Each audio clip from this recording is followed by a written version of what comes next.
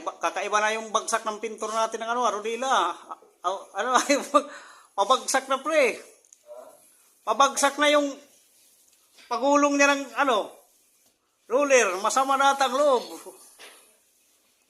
Pwede ka naman mag-overtime eh.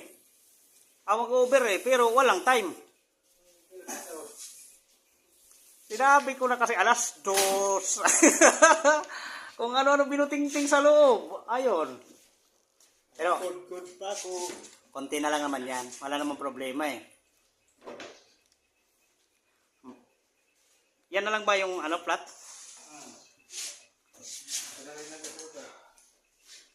Kasya naman dyan.